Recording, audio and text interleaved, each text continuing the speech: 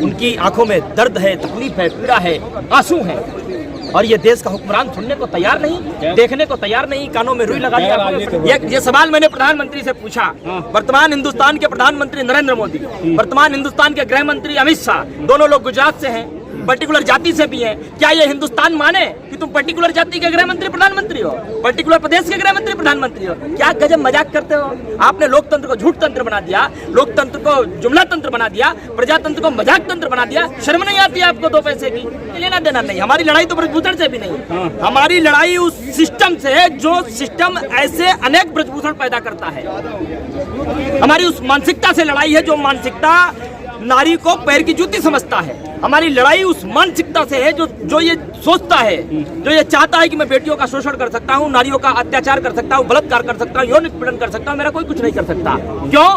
क्योंकि वर्तमान आरोपी जो है ब्रजभूषण, वो सांसद है भारतीय जनता पार्टी का, उसी के आशीर्वाद से फेडरेशन का अध्यक्ष भी है। वो जानता है कि मैं जिस पार्टी में हूँ उस पार्टी का मुखिया लगातार तो बलात्कारियों का, पापाचारी, अनाचारियों का तो संरक्षण करता हुआ आया, मेरा कौन क्या कुछ कर लेगा? इसीलिए तो खुलेआम आप सोचिए, जिस व्यक्ति पर एफआईआर दर्ज करने के लिए 6 दिन लग गए हो, दिल्ली पुलिस घूम रही थी इधर उधर, सुप्रीम कोर्ट जाना पड़ा हमारी बेटियों को, दिल्ली पुलिस जब दबाव में आई तब जाकर के उसने तो एफआईआर दर्ज की, पॉक्सो एक्ट लगा।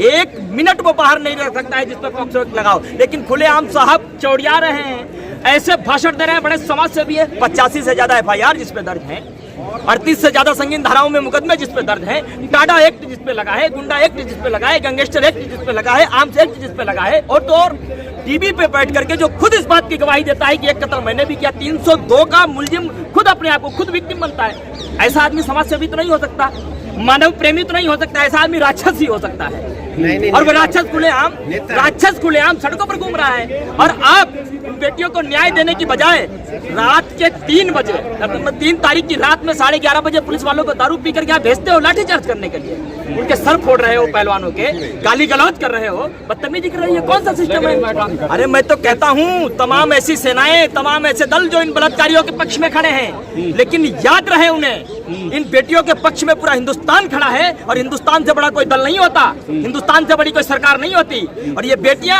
हरियाणा की नहीं, ये देश की धरोहर हैं, क्योंकि इन्होंने इस देश का मान सम्मान बढ़ाया है। और आज इनकी अस्मिता के साथ खिलवाड़ हुआ है, आज इनकी अस्मिता से खेलने की कोशिश की गई है। पूरा देश चुप नहीं है, और मैं तो चाहता हूँ ऐसे लोग यहाँ आए ताकि उनके असली चरित्र, उनके असली संस्कार पता तो चले कि कौन बलात्कारियों के साथ है और कौन खिलाफ। अरे यहाँ आए, मैं तो कहता हूँ, मैंने ब्रजभूषण को आह्वान किया है, कम से कम यहाँ आओ, तुम्हारे समर्थक आए, ये भी तो दिखे ब्रजभूषण के अलावा और कितने ब्रजभूषण साथ है उसके, एक बलात्कारी के साथ और कितने बलात्कारी है साथ में। मैं तो कहता हूँ, चाहता हूँ आए यहाँ, बड़बड़ाने से कुछ नहीं होता।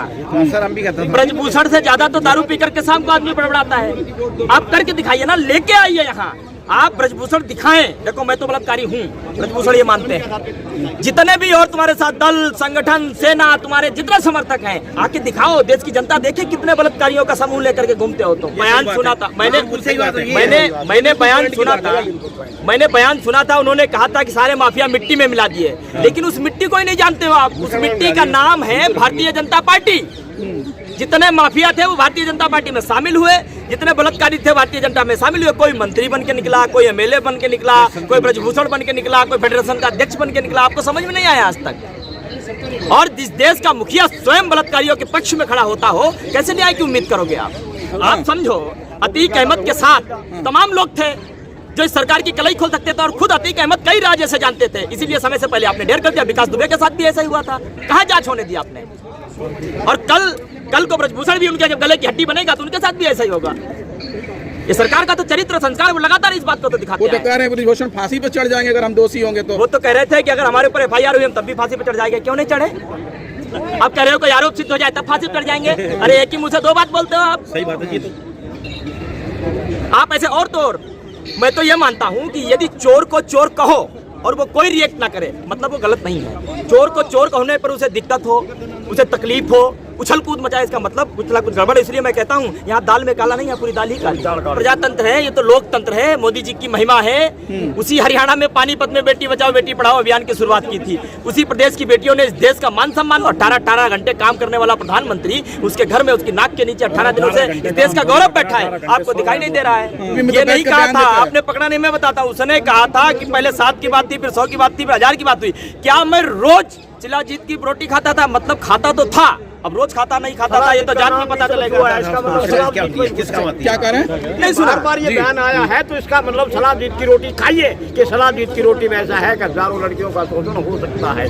बार बार शिलाजीत का नाम क्यों आता है? और खाने के लिए बहुत सारे पदार्थ हैं, बहुत सारे फल हैं, बहुत सारे अनाज हैं, बहुत सारी रोटी है, तो शिलाजीत का नाम बार बार क्यों आता है? मैं तो कहा उसने जो स्टेटमेंट दिया आपने ध्यान से सुनो, क्योंकि वो जानता है नहीं कहेंगे। क्यों नहीं कहेंगे? बेटी को नहीं गिरफ्तार करने इसलिए नहीं कहेंगे क्योंकि 9 सालों में तमाम उदाहरण है। कुलदीप सिंह सेंगर, एक बेटी के साथ गलत किया, पूरी सरकार कुलदीप सिंह सेंगर के साथ खड़ी हुई, बेटी के खिलाफ खड़ी हुई। एक बेटी अभी भी सरकार कुलदीप सिंह सेंगर के साथ ही खड़ी है। एक बेटी को रात को 12 बजे मिट्टी का तेल डाल करके जला दिया, बेटी के खिलाफ खड़ी हुई सरकार, अत्याचारी के साथ खड़ी हुई।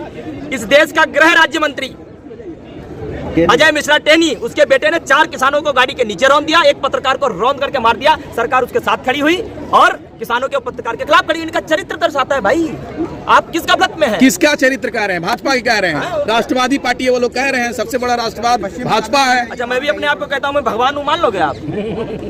लोग तो मान रहे हैं ना, तभी तो वोट दे रहे हैं। गलती होती है, गलती सभी से हो जाती है, ठीक है ना? गलती हमसे भी हुई, गलती ये हुई और उसी गलती का खामियाजा हम भुगत रहे हैं कि हमारे 42 जवान शहीद हुए।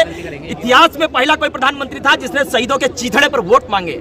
गलती हुई हमसे, उस गलती का ही खामियाजा हमने भुगता कि 1 साल तक किसानों को दिल्ली की सड़कों पर बैठना पड़ा, 750 लोग उनकी आंखों के सामने शहीद होते रहे, लेकिन लोकतंत्र की लड़ाई लड़ते रहे, हम बचाते रहे। गलती हुई हमसे, तभी तो 4 किसान गाड़ी के नीचे रौंद दिए गए और दामाद की तरह ट्रीटमेंट किया गया उसका। वर्तमान हिंदुस्तान का जो राजा है, हुक्मरान है, उसने हरियाणा के पानीपत से ही बेटी बचाओ बेटी पढ़ाओ मुहिम की शुरुआत की। उसी प्रदेश की बेटियां वहां से निकलकर हिंदुस्तान का प्रतिनिधित्व पूरे विश्व स्तर पर करती है। इस हिंदुस्तान को चमचमाते हुए मेडल दिलाने के लिए तमाम पहलवानों को विदेशी सरजमी पर धूल चटाती है। हिंदुस्तान को गर्व महसूस होता है। जब चमचमाते हुए मेडल उनके गले में थे, तिरंगा उनकी पीठ पर था, पांव उनके पोडियम थे, पूरा हिंदुस्तान खुशी की आंखों में झूम रहा था। जब ये बेटियां मेडल लेकर के आई, तमगे लेकर के आई, हर पॉलिटिकल पार्टी, हर पॉलिटिशियन आगे दौड़ करके आए, सेलिब्रेट किया। स्वयं प्रधानमंत्री नरेंद्र मोदी आए, उन्होंने फोटो खिंचाई, सेल्फी खिंचाई, उनके साथ बैठ के खाना खाया। विनीश फोगाट को बोला ये हमारे परिवार की, हमारे बिरादरी की है। और आज जब आपके बिरादरी की, आपके परिवार की सड़कों पर बैठ के संघर्ष कर रही है, तब आपको दिखाई नहीं देता।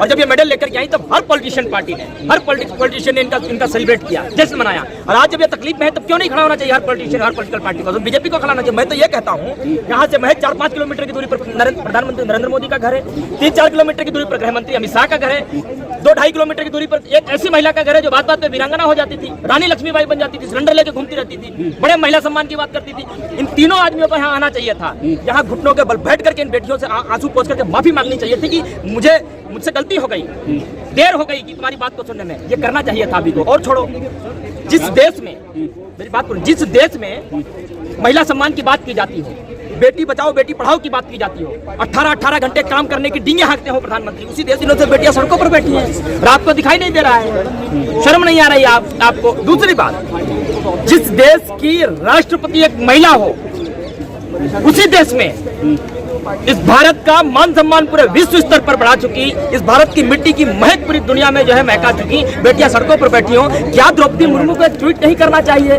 क्या इनसे बातचीत की पहल नहीं करनी चाहिए? क्या मानवीय संवेदना इनके प्रति नहीं होनी चाहिए?